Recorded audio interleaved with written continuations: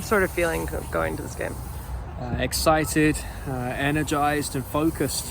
It's I felt it myself. It's that time of year and it's an exciting period, and I also like the spot that we're in the sense of it's new, and we have a massive challenge ahead on travelling in a semi-final, and embracing those challenges and being the best version of ourselves possible, and putting in a performance that we can be proud of.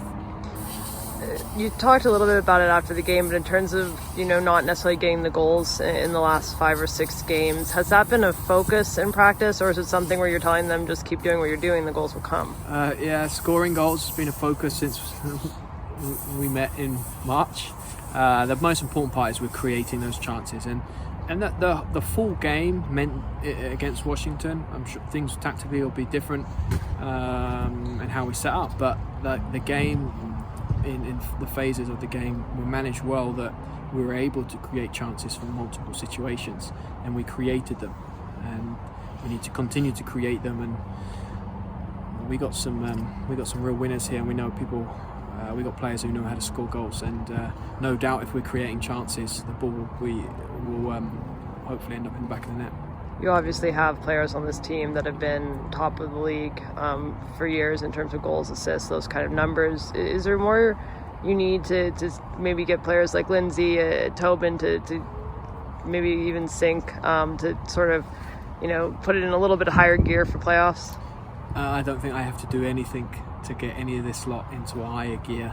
I think so far in training the mentality has been fantastic, and we have a chip on our shoulder because we haven't been the best version of ourselves over the last 4 or 5 games, and now we get to draw a line under that and go into tournament mode and knockout mode and fly into these semi-finals.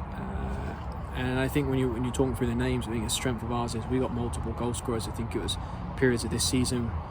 It's very clear that we kept getting goals from all sorts of areas, from all sorts of players, that with lots of minutes, with limited minutes, and we're going to need to pull all that quality out on Sunday.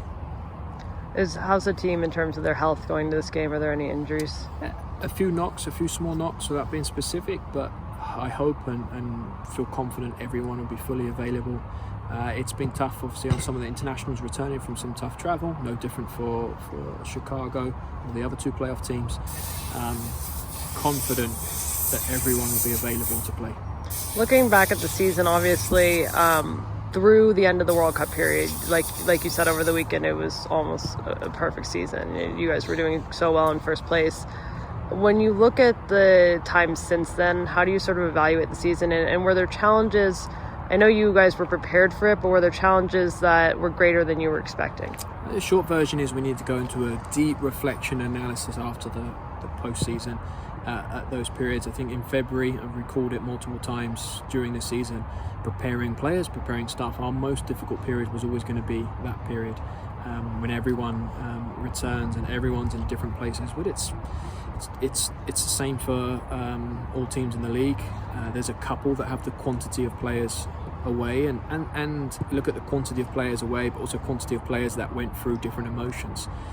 Our group individually, they went through lots of different stuff, and trying to get everyone back in being a true Thorn is tough. It's easy when you have winners like we do and the people that we have, but it's still tough and draining.